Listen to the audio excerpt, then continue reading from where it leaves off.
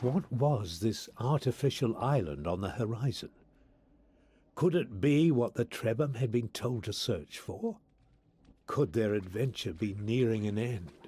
With the knowledge they had gained, all they now needed to do was to catch a specific kind of fish, which would allow them to acquire the wonderful ability to swim without ever getting tired.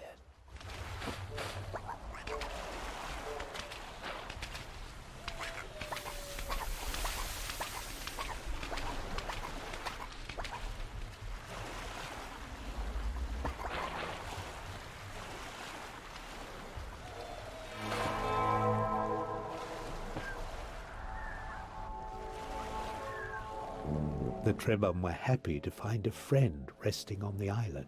However, they quickly realized he was not well. The elder told them, "What a pleasant surprise to find a group of such brave little adventurers. Oh, I'm glad to see your faces before my end. I'm sorry to tell you that this structure will not ascend on its own. I was hoping someone might bring the lenses that power this palace before the cylinder came, but as I can see, you do not know of what I speak, and this is simply not to be. But fear not. There are other palaces in the waters of this great desert, and resting in the golden dunes of these marvelous plains, you will find the hidden treasures that can awaken and lift to their majestic heights the Trebham palaces that were once the pride of our people. Swim over to the other side and seek the Trawala that guards my brother's temple. He will explain what you must do. I wish you luck. Know that my spirit will dance and sing when you succeed where I have failed."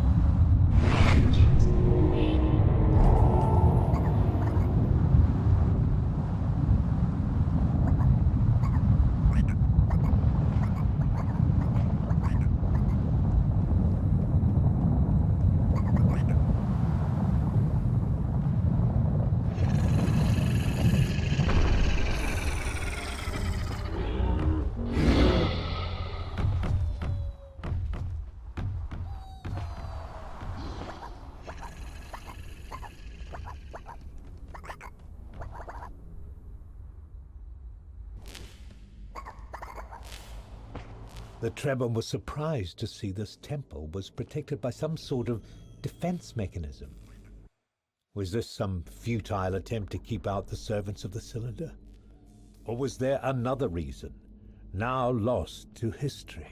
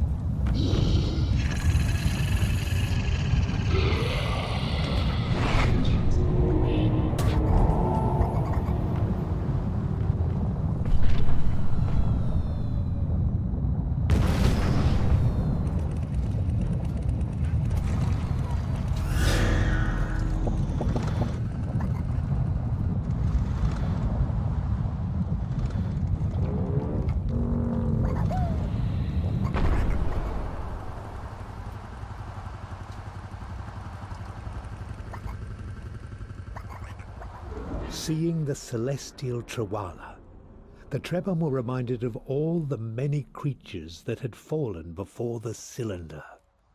Somewhere out there waited an elder who did not know of his siblings' fate, and the Trebhum felt the weight of the bad news they carried.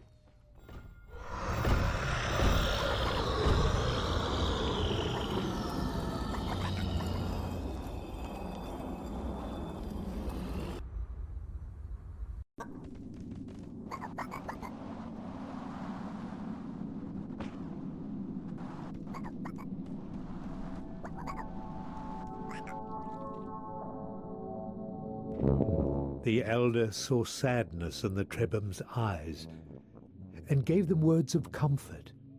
"Do not mourn for me and my brother. I wish only that my end had been like his. For when we act in the service of others, we become greater than ourselves without losing who we are.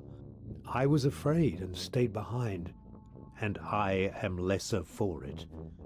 But I can feel the tremors in this cave, and I know soon my brother and I will be reunited. So let me help you while I can. You are here to learn about the great lenses that power a Trebhum palace. Wander in the desert, looking for the brightest glare you can find. Follow the glare until you find a great structure made of glass.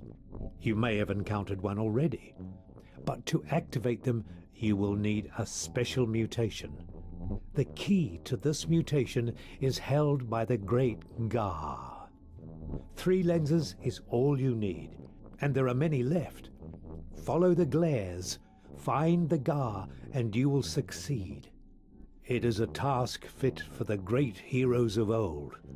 But who says that ordinary little Trebhum can't be heroes?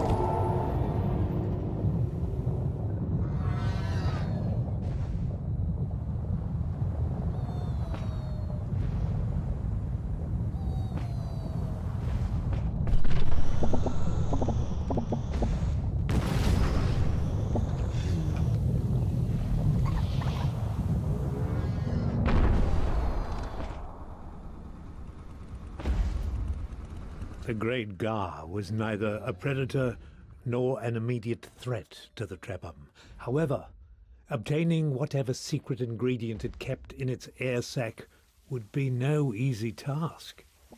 For one thing, something in their memories told them that the sac was filled with poisonous gas. And for another, how does one enter the body of a creature that can even devour sandstorms?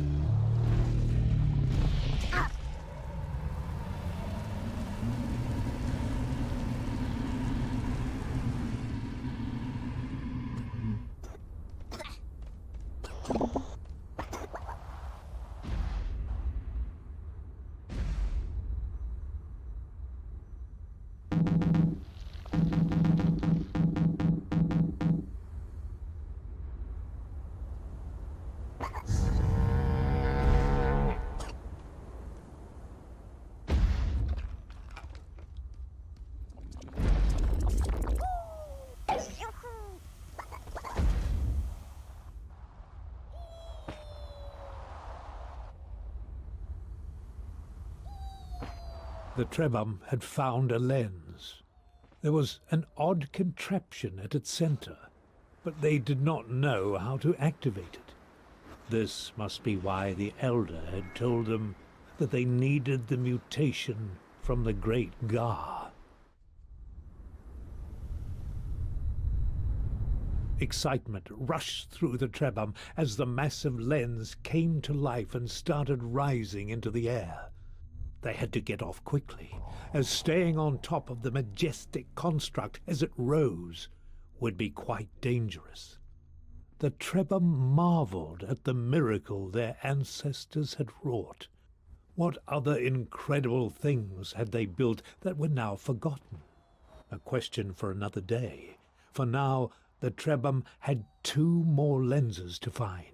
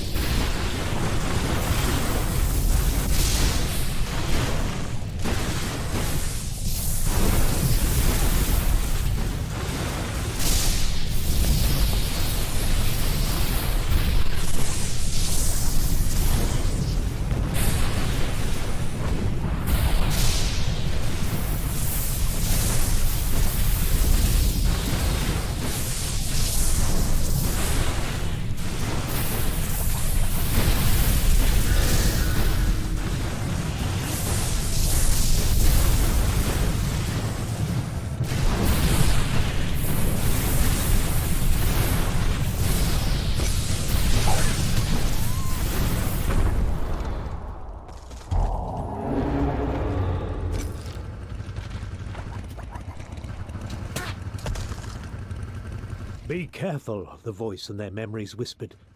The servants of the cylinder were gathering in numbers to hunt and trap the Trebhum. Now was the time to seek safety and wait for the hunters to desist.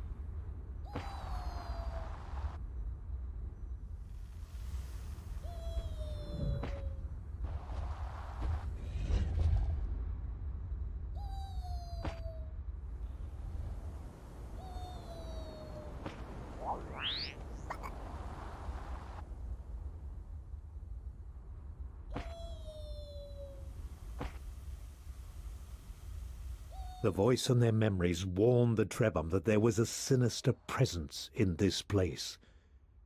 There was no telling what kind of danger lay under the dunes of this desert.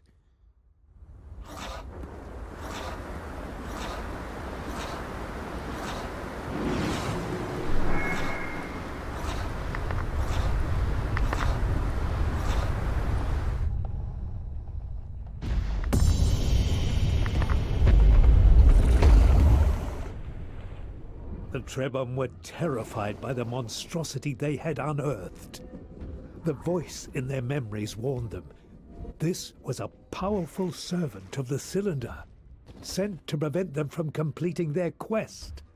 No matter how small and frightened they were, They had to find a way of fighting it.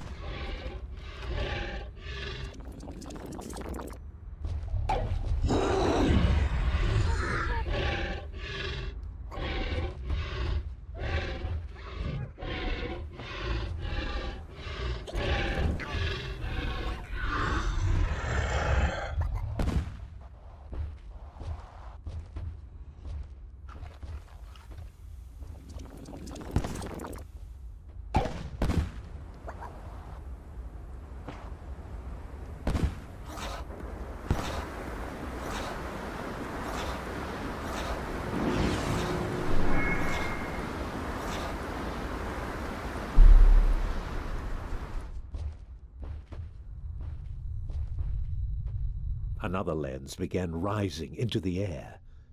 To think their ancestors had created such things with ease.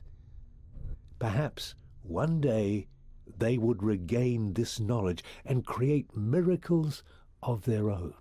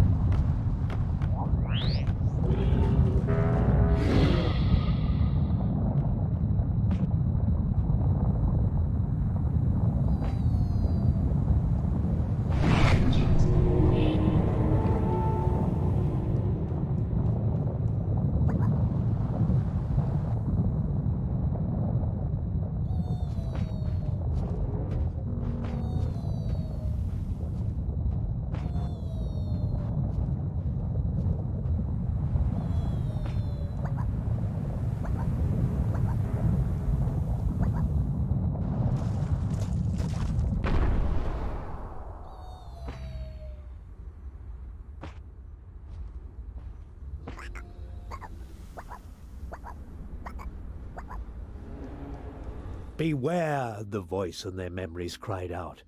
The mathematician has been summoned.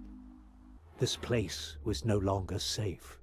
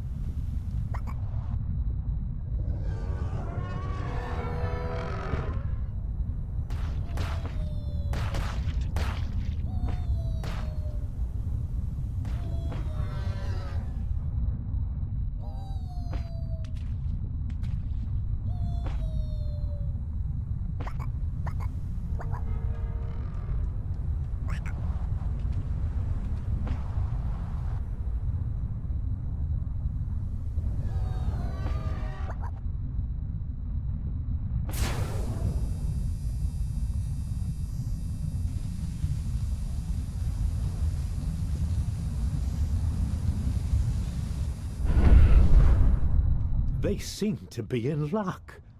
The ancient device still worked. And the two other lenses that the Trebham had so painfully managed to lift into the skies? Yes, there they were, just waiting for our little heroes to reach them.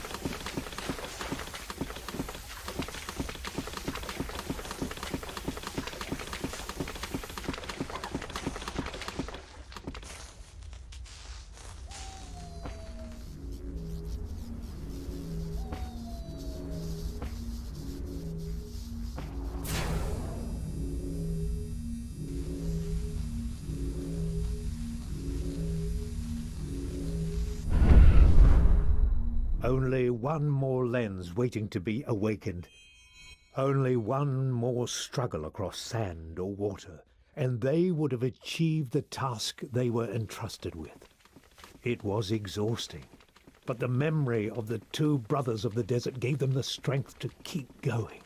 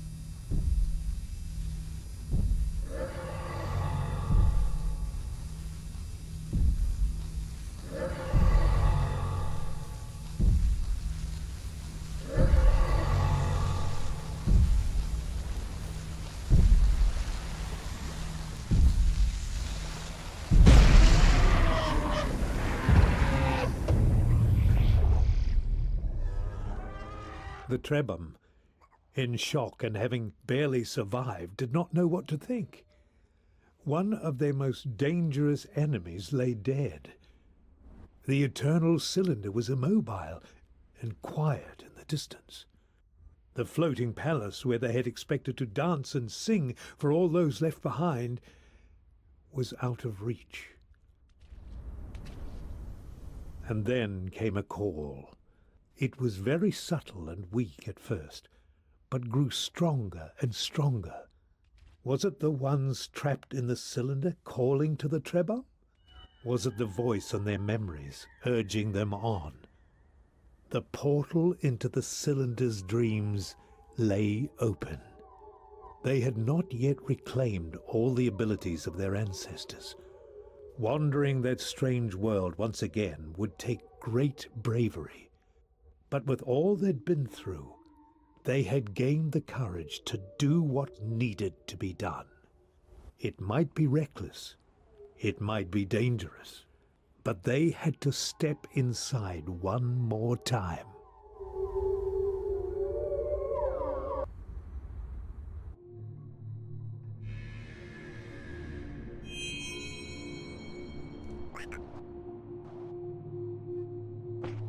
Once again they had... You have returned. Can you hear me? Everything is falling apart. But don't underestimate the power of the cylinder. Existence is suffering. The cause of suffering is attachment to ego. Ego is the separation of consciousness from universal oneness. Suffering will continue as long as consciousness remains separate. Only the unification of all consciousness will end suffering. Birth is suffering, aging is suffering, illness is suffering, death is suffering, separation is suffering. Suffering will end when there is one consciousness, when the consciousness of the one is the consciousness of the universe. And there is no distinction between self and other, object and subject, that which perceives and that which is perceived. The variety of forms is a cause of suffering. All forms must be made alike. All forms must be made one. Only when all things are one with the cylinder will suffering cease. The cylinder is perfection. The cylinder is liberation from suffering. The cylinder will continue until all things are one.